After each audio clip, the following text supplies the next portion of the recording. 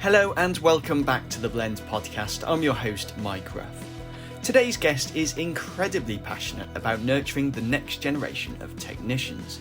She dedicates a lot of her time to inspiring young people, encouraging them into the industry, and will be speaking at the Blend in September to highlight the important role garage owners play when it comes to giving young people an opportunity to learn the trade.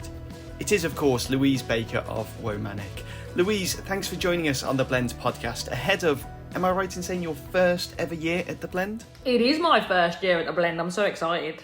And we're excited to have you there as a speaker. Now, you're a strong supporter of getting young people involved in the motor industry, and I gather you're hoping to inspire other garage owners and suppliers and distributors to recognise the importance of fostering a new generation of talent. So it's more than likely about my journey in the trade and inspiring the next generation of youngsters into the trade, and I suppose opening up eyes to other businesses, companies in the automotive industry to, inspire and encourage and motivate kids to use the motor trade as a career, choose it as a career option.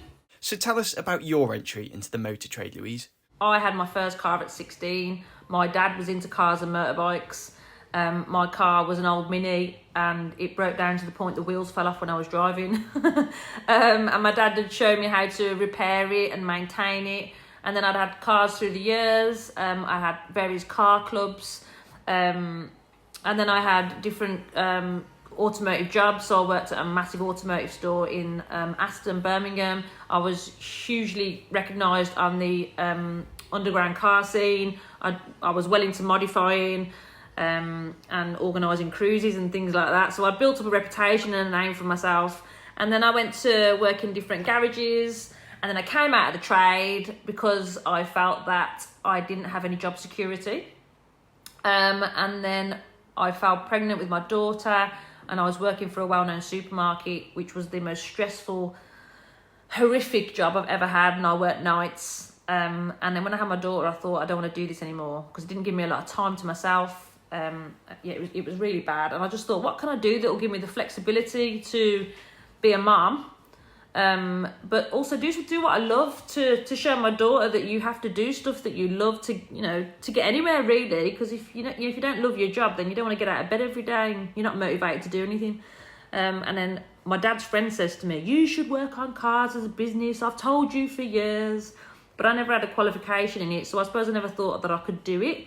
My mum says to me, you need to be qualified. You're not qualified. Although I'd got over 20 years in the automotive trade. So I went to sleep that day. I dreamt the name Womanic. I had £500 savings and bought some business cards, a toolkit and a t-shirt, and the rest is history. And what a great name it is. I was brainstorming for days, thinking what could I call myself, what could I use, and literally I went to sleep. So I used to work nights, so I worked Friday, Saturday, Sunday, Monday night time. So I went to sleep, I think it was the Saturday daytime, and I only still get 3-4 hours sleep. So when I fell asleep, you're in a really deep sleep. And I woke up to start my night shift and I was like, Womanic? And it just rolled off the tongue. But you know how many people still don't get it right? I love it, and I get the feeling that there's a deeper meaning behind the name too, because there is still a significant gender imbalance when it comes to the motor industry, isn't there? So yes, 100% we are underrepresented in the motor industry. I do feel like corporate-wise, we're doing really well. We're breaking down those boundaries and getting more women into, higher roles, more corporate roles. But I call myself like a frontline worker, so I am right at the forefront. I work on the spanners. That is what I do. I'm a mechanic, not a technician. That my core is mechanics. There are hardly any female mechanics still to this day. But obviously I do a lot of school talks and STEM days and stuff like that. But there's a lot of girls that just do not see this as a career. And it has that horrible stigma behind it that, you did rubbish at school, go and be a mechanic. Or you're not very clever, go and be a mechanic. It's just a horrible, horrible stigma. Now listen, I am not stupid. I got my GCSEs. I went on to do my A-levels. I chose not to go to uni. I chose not to go to college.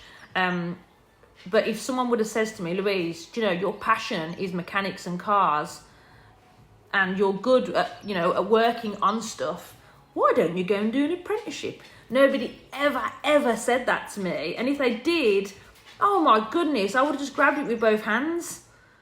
Would you be somewhere different now if someone has put you onto an apprenticeship when you were that age? I would absolutely be somewhere different, because obviously I'm a late business. I'm late in getting my qualifications. If I would have done this when I was younger, I mean, by now I should be on a yacht somewhere in the middle of Italy. Do you know what I mean? I wouldn't be sitting here in my little 3-bed semi, like chained to you guys. But yeah, I feel like I probably would have pursued, because when I first started Womanic, the ambition was to franchise it nationwide. So not only could I build on what I built, but also any women that wanted to get into the trade had a level, that they could build on themselves, and they could build something from it. And I suppose they could aspire to have something like Womanic, and do you know what I mean? Like a platform that they could use. And if I was younger and I didn't have a mortgage and bills to pay and a daughter to support, I would, that would have been something that, I would have pursued. But this side of 40, I'm not sure if I could find it. It's not financially viable for me. Okay, so let's just go back to the beginning of Womanic. You mentioned that you had £500 to spend to get the business started. Where did you invest that £500? I built myself I had to buy, so I had to build a website. So I had to figure out how to do domain names and all, all the emails set up. So I had to figure that all out myself. I built the website because when I went to go and get my traders policy, the insurance people wouldn't give me a company traders policy, because I was a new business, and because of the area that I'm from, so I'm right in the middle of Birmingham. Sparkhill is my bread and butter. That's where I'm from. The trade insurance people wouldn't give me an insurance policy, because there was a lot of people in the local area that would use a trader's policy for their personal cars, and it was quite rife in the area. So they didn't believe that I was an actual trader and that needed a trader's policy to work. So what I had to do is build a website and prove over, I think it was 3 to 6 months, that I was an actual physical company and that I deserved a trader's policy.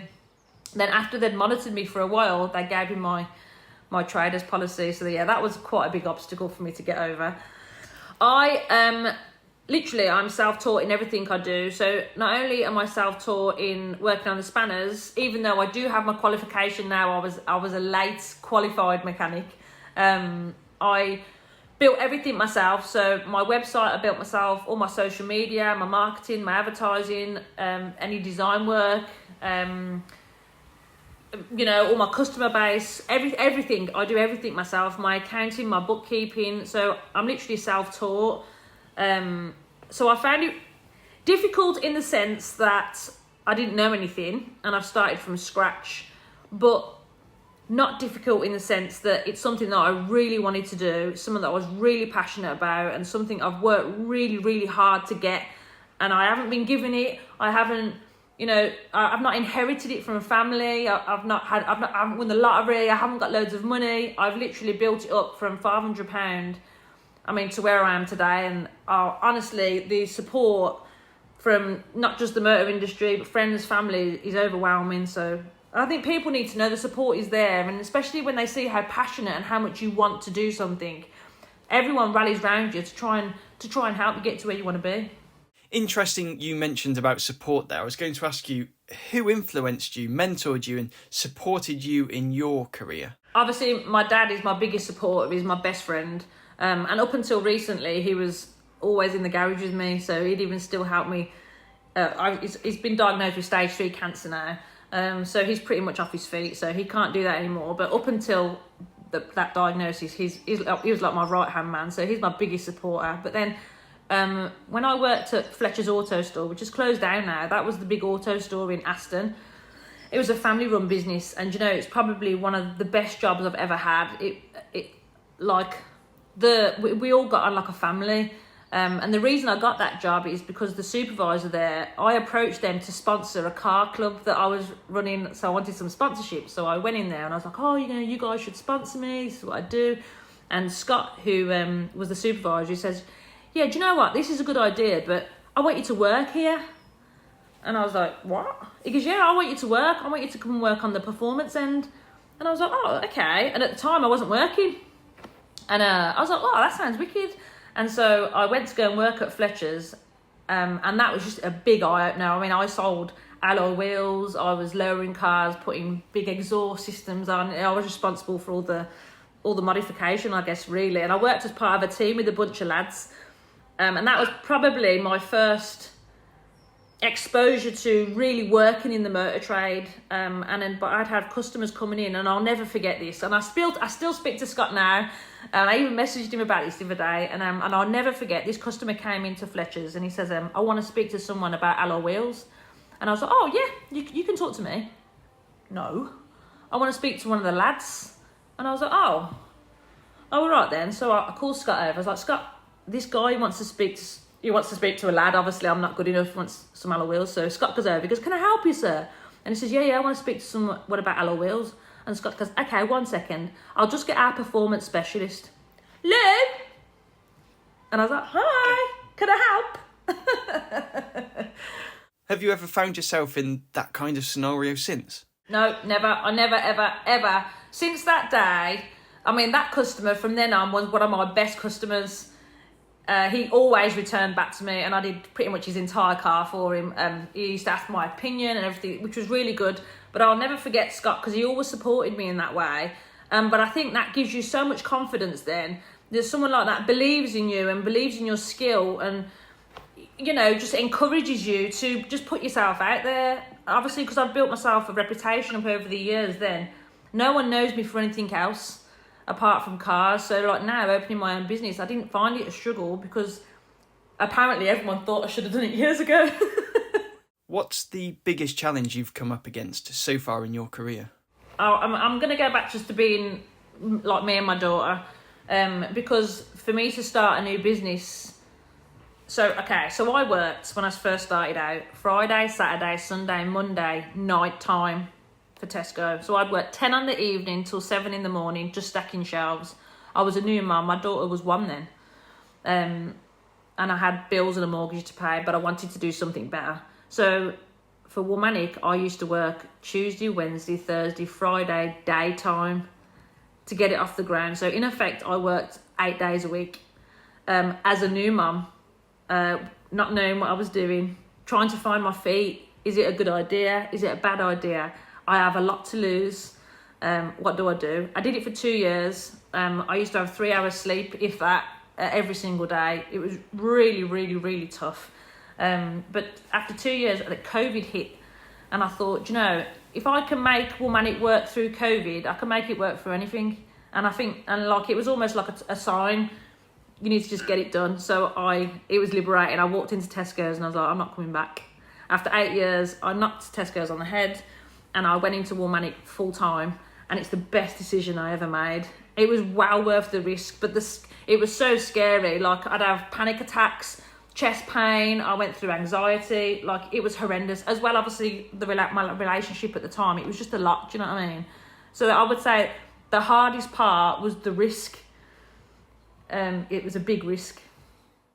So how did you find the strength to keep pushing forward despite those feelings of anxiety and that awareness of the risk you were taking? My daughter drove me through the entire thing, just waking up next to her every morning, and I just thought, I don't want you to, when she goes to school, and as much as it's good for some people, it wasn't good for me, but just imagine if she goes to school and people say to her, what does your mum do? Oh yeah, she stacks shelves at Tesco's.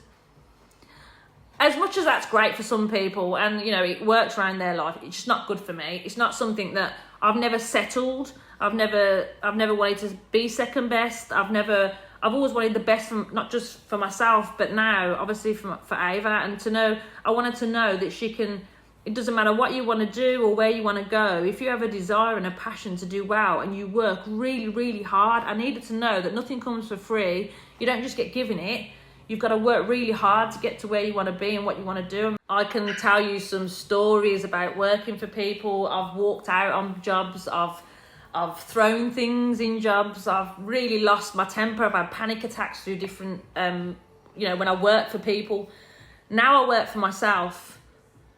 I have the control of everything that I do is controlled by me. And that, yes, you can call me a bit of a control freak. But I am responsible for anything that happens to me. Turning 40, I've found like this inner strength. I'm a single mum as well. But when I look at where I've come from, like I've come from a bad relationship. But my parents are like my best friends, and I've had a good upbringing, but not in the sense of financially. I've had a good upbringing in just support, and just family means everything. And I think as time's gone on, I've decided time means everything as well. So working for myself, I can literally, it's took me a few years, but now time management is super, super important. And I don't think you get that when you work for people. My experience is working for people, they demand, even if you died tomorrow, they'd expect you in work. Do you know what I mean? I imagine it's been a massive lifestyle change for you, but you do seem to be thriving off it. Now, literally, in the morning, I'll get up, have my breakfast, water the garden, hang out with the dog, do the ironing, take my daughter to school, start work, I finish at 2, I walk the dog again, come home, get my daughter from school, do the tea, and I'm done. For me, I'm living my best life. Yeah, work-life balance is massively important for your mental health. Like I've said before, I've been in jobs where I've worked like 15 days straight, 13 hours a day. And that's probably where I'll touch back on, obviously, a bad relationship. When you're in that zone, and when you're in, it's like a downhill spiral. So you have no free time, you have no personal time, you don't see your friends and family because you're working so hard. Someone show you a little bit of attention, and maybe you get caught up in that whirlwind. Negativity attracts negativity. So when you're in a bad, negative place, you tend to attract all the negative things that comes around it. You have to learn to switch off. You work your hours, you come home, you shouldn't have to bring work home with you, you shouldn't have to do all hours God send, you shouldn't have to put up with people talking down to you, or I can't stand hierarchy or anything like that. I would talk to a cleaner the same way as I would talk to the CEO of a multi-million-pound company. No one is better than anybody else. And I've had that where people would speak to you like, your dirt on the bottom of your shoe just because they wear a suit. I can't stand like that. But it affects your mental health. It affects the person that you are. So yeah, you need to find a balance. It's took me years to find it, but I found it. What was the catalyst for change? Based on what you've said today, it sounds like you went through a difficult period in your life, but you've come out the other side with a successful business, and as I said, you seem to be thriving off it. What was the driver for change? My health was deteriorating, I'd say. I'd lost a lot of weight. I suppose that was a bonus. I think my daughter changed everything for me. She'll be 10 this year. But my daughter changed everything. Like, having her is just, like, when they say kids change your life, like they do, they change your life. Not only do they change your life because you don't have a life, but they change your life because it's just a whole new, fresh new pair of eyes. If I look, I want to be my daughter's inspiration, my daughter's idol, my daughter's wanting to do well. Do you know what I mean? And she always says to me, "Mummy, you're my hero." And as long as I'm hearing that, then that's I'm doing everything right.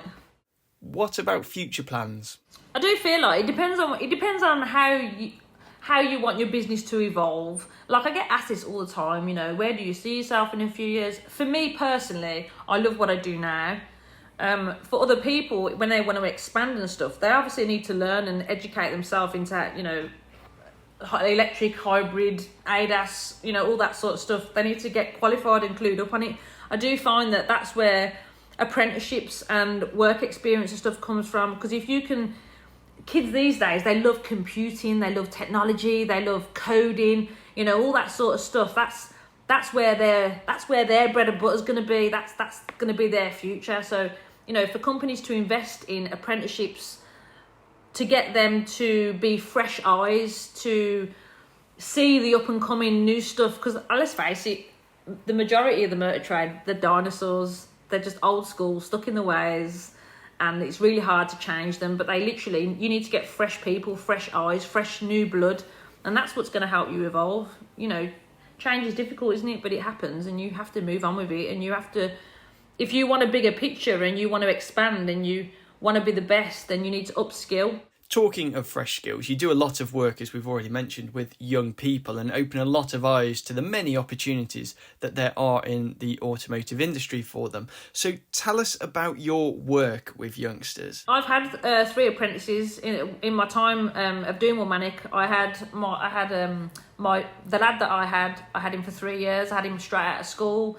I had 2 girls that were part-time. One of them's gone to be a teacher and the other one come out of the trade completely. I will not take on any more apprentices, but the reason I won't take on is because it's just me, my garage.